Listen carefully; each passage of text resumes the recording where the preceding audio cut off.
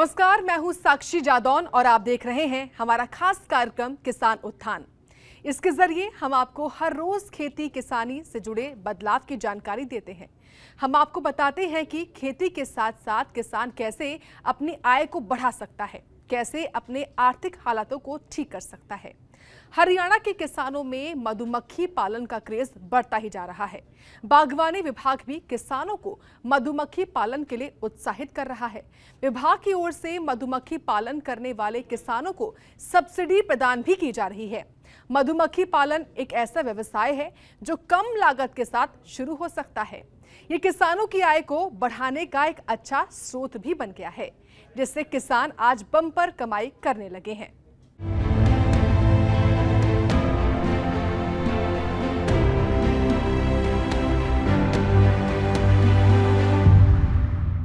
आज के किसान परंपरागत खेती को छोड़कर आत्मनिर्भर बन रहे हैं, तो वहीं हरियाणा की मनोहर सरकार भी किसानों को अनुदान देकर आगे बढ़ने के लिए प्रोत्साहित कर रही है। आज बेशक पारंपरिक खेती घाटे का सौदा साबित हो रही हो, लेकिन कई किसान ऐसे भी हैं जो खेती के साथ साथ मधुमक्खी पालन करके फसलों की अच्छी पैदावार के साथ हनी प्रोडक्शन से अच्छी आय ले रहे हैं। ऐसे आधुनिक खेती की मनोहर सरकार आर्थिक तौर पर भी खूब सहायता कर रही है। तो चलिए आज के कार्यक्रम में ऐसे ही किसान से आपकी मुलाकात कराते हैं।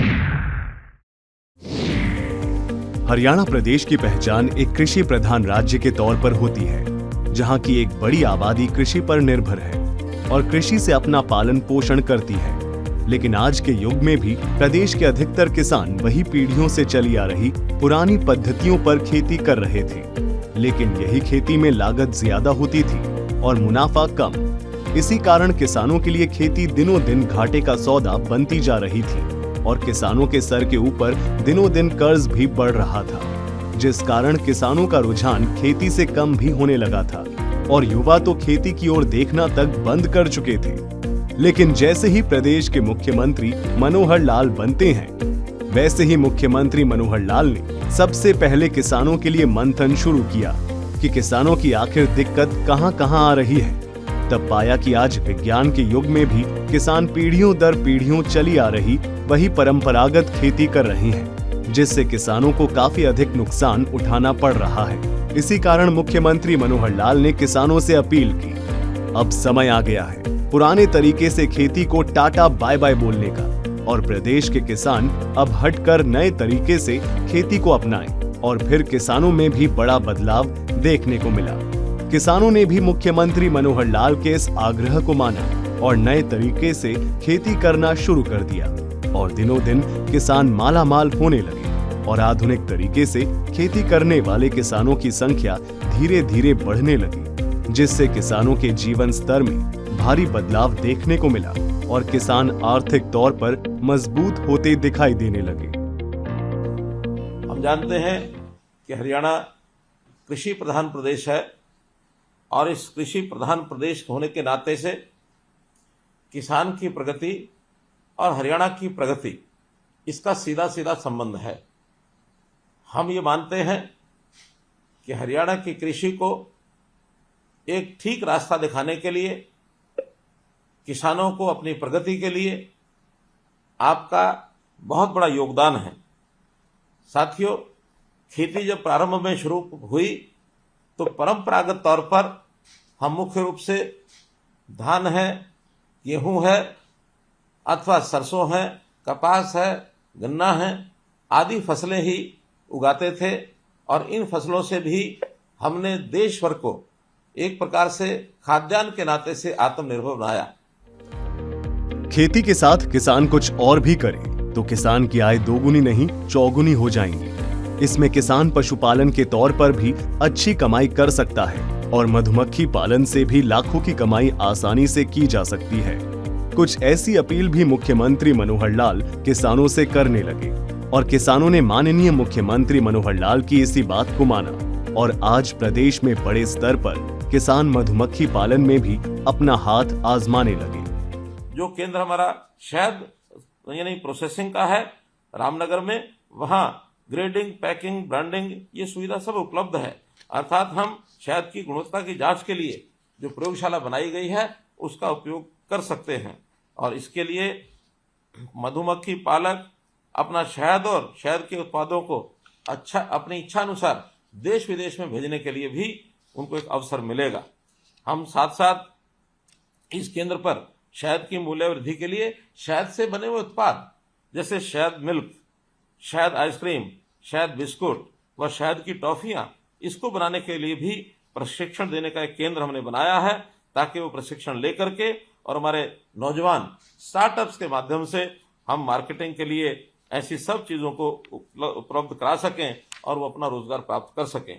मित्रों, मैं अनुरोध करता हूं कि मधुमक्खी पालन समूह इसका हम गठन करें और ये समूह विशेष तौर पर शहद और उनके उत्पादों को विदेश में ये निर्यात कर पाएंगे। हम अपने उत्पादन का, कृषि उत्पादों का जितना एक्सपोर्ट अधिक करेंगे उतना हमारे प्रदेश की आर्थिक अच्छी होगी, देश को भी एक प्रकार से फॉरेन एक्सचेंज इस रूप में बहुत बड़ा लाभ होगा। हमारी वर्कफोर्स, हमारे जो युवा, उनके काम की कीमत ये और बढ़ेगी। मधुमक्खी पालन एक ऐसा व्यवसाय है जो बागवानी उत्पादन बढ़ाने की क्षमता भी रखता है। मधुमक्खी पालन करने से शहद और मोम के अतिरिक्त अन्य पदार्थ जैसे गोंद भी प्राप्त होते हैं। फलों से रस निकालकर मधुमक्खी अपने छत्ते में शहद बनाती है। ठीक उसी तरह मधुमक्खियों को पालकर शहद का उत्पादन किया जाता है। शहद की बढ़ती मांग के कारण इसका उत्पादन करने के लिए किसानों ने मधुमक्खी पालन शुरू किया है। मधुमक्खी पालन से किसानों की आय में अच्छी वृद्धि होती है। उन्हें अतिरिक्त आय का अन्य स्रोत मिल जाता है। मधुमक्खियों से विभिन्न फसलों के परागण से फसल की पैदावार में वृद्धि होती है। फलों और बीजों की गुणवत्ता में सुधार होता है। बागवानी विभाग लगातार इसी कड़ी में किसानों से अपील कर रहा है कि मधुमक्खी पालन करें और अपनी आय में बढ़ोतरी करें। मधुमक्खी पालन को बढ़ावा देने के लिए बागवानी विभाग अच्छा खासा आर्थिक सहयोग भी किसानों को दे रही है, जिसका असर आज प्रदेश में भी साफ तौर पर दिखाई देने लगा है। बागवानी विभाग किसानों को मधुमक्खी पालन पर 85% की अनुदान राशि दे रहा है। इसमें जो हमारे किसान भाई हैं वो इसमें बढ़ चढ़कर भाग ले रहे हैं। इसमें क्या है कि किसानों की जो आय है वो दुगनी करने के लिए एक बहुत अच्छा स्रोत है। मेरा किसानों से यही कहना है, यही अपील है कि वो परंपरागत खेती को छोड़ के ये मधुमक्खी पालन है इसकी ओर ज़्यादा ध्यान दें। इसमें क्या है कि पिछले साल हमारा जो था उसमें कई किसानों में 10-12 किसान थे, उन्होंने बढ़ चढ़ के भाग लिया। अब की बार भी हमारे पास में कई लोगों के एप्लीकेशन आ रही हैं, तो वो बड़ा अच्छा रुझान है इसके। तो मेरी यही उनसे कहने का मतलब यही अपील है कि वो बढ़ चढ़ के इस चीज पे, मधुमक्खी पालन पे ध्यान दें अपना। प्रगतिशील किसान बुधराम ने बताया कि राज्य सरकार मधुमक्खी पालन को बढ़ावा दे रही है। मधुमक्खी पालन के लिए बागवानी विभाग की ओर से 85% अनुदान दिया जा रहा है। किसान बुधराम ने बागवानी विभाग से 50 मधुमक्खी पालन के बॉक्स लेकर यह व्यवसाय शुरू किया था। मधुमक्खी पालन से उनकी आय 3 गुना बढ़ चुकी है, जिस कारण आज इसी किसान ने दूसरे लोगों को भी रोजगार दिया है। हरियाणा सरकार हमारे किसानों के लिए प्रतिबद्ध है और हम छोटे किसान जैसे इनके लिए महान सिद्ध हुई है। हमें इसके बाद में सब्सिडी पे कम से कम 85% सब्सिडी देके हमारा उत्थान किया है। पहले मैं बहुत गरीब आदमी था, लेकिन आज इससे अपनी जीविकाएं दुगनी या तिगनी कर चुका हूँ। हमें अनुदान के रूप में अनुदान मिलती है। हमें 50 बॉक्स तक की सब्सिडी होती है, 85% सब्सिडी देती है सरकार। और इसके बेसहारों को सहारा मिल जाता है। एक रोजगार 3 आदमियों को लग जाता है एक ही मधुमक्खी। मधुमक्खी पालन की शुरुआत करने पर कुछ हजार रुपए तक का खर्च आता है और बाकी पैसा किसानों को सब्सिडी के तौर पर हरियाणा सरकार देती है। मधुमक्खियों की संख्या भी हर साल बढ़ती जाती है। जितनी ज्यादा मधुमक्खियां बढ़ेंगी उतना ज्यादा ही शहद उत्पादन भी होगा और मुनाफा भी कई गुना बढ़कर लाखों का हो जाएगा। मनोहर सरकार का तो प्रयास है कि किसानों की आय को दोगुना करना, जो मधुमक्खी पालन करने वाले किसानों का बखूबी हो रहा है। ब्यूरो रिपोर्ट, सूर्या समाचार।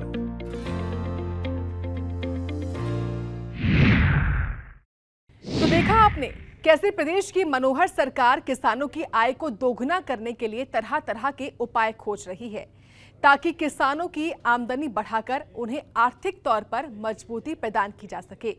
इसी काम में प्रदेश के मुखिया मनोहर लाल दिन रात लगे हुए हैं, जिसका साफ असर आज प्रदेश में दिखाई भी देता है, क्योंकि प्रदेश का किसान आज अन्य राज्यों की तुलना में ज्यादा समृद्ध है। किसान उत्थान कार्यक्रम में इतना ही। मुझे दीजिए इजाजत। नमस्कार।